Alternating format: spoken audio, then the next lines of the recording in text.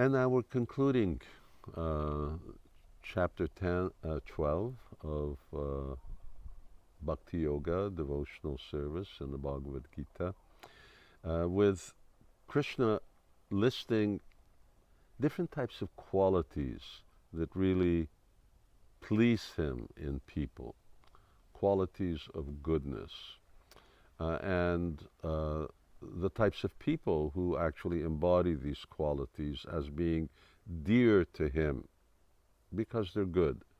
And goodness is the gateway to bhakti. It becomes the real platform in which we follow bhakti. And once again, Krishna then concludes that yes, but of all the good people, the person who's best and who's dearest to me is the person who's practicing bhakti yoga.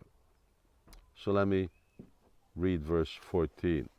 One who is not envious is a kind friend to all living entities, who does not think himself a proprietor, who is free from false ego, who is equal in both happiness and distress, who is tolerant, always satisfied, self-controlled, and engaged in devotional service with determination, his mind and intelligence fixed on me. Such a devotee of mine is very dear to me. Like Krishna is saying that Mad Bhakta, so he's talking about devotional qualities. We've read about these already, and some of these are present in yogis and jnanis. Now Krishna wants to see all of these present as the quality of a devotee. But now he continues other qualities which may not be, which should be in a devotee. They follow because here he's already said that these are the qualities of a devotee.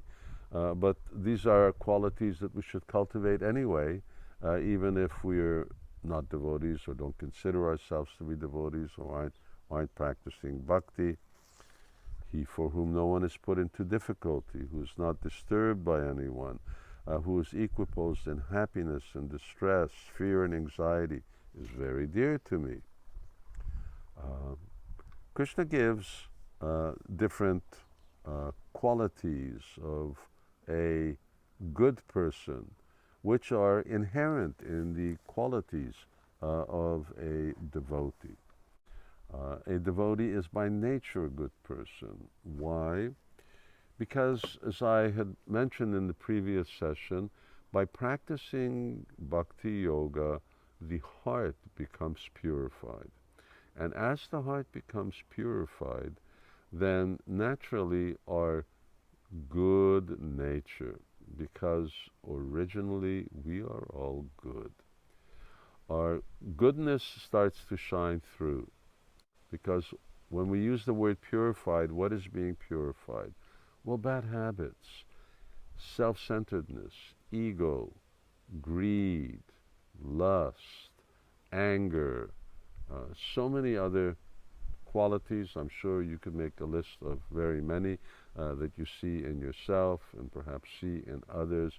These things are all the coverings of matter due to false ego, due to false identification, and due to past activities, whether it be sinful or pious. We accrue certain material qualities. These are material qualities, bad qualities, and they are bad. But we become free from these bad qualities by the devotional activity of Bhakti Yoga. And when we chant the Hare Krishna mantra, when we practice Bhakti, we naturally become freed of all of these things. And as we become free of all of these things, good qualities naturally manifest. Now, that doesn't mean that we should not practice the qualities of goodness, which will be mentioned later on in the 14th chapter. Let me give an example of cleanliness.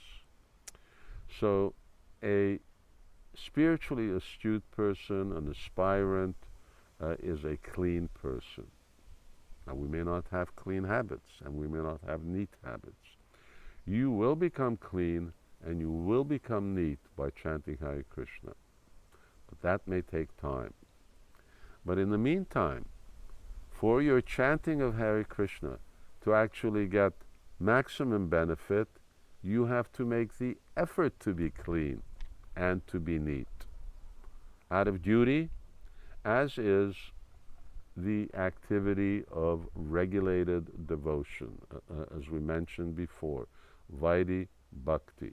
You do this Vaidhi Bhakti in order to purify yourself, and therefore we adopt and do certain things we may not otherwise do, like getting up early in the morning.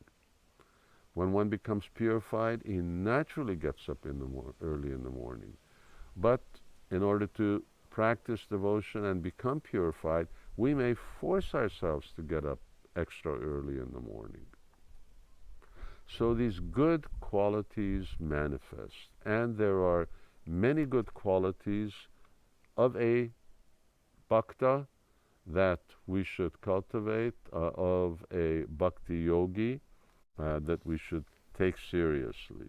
And Krishna mentions some of these.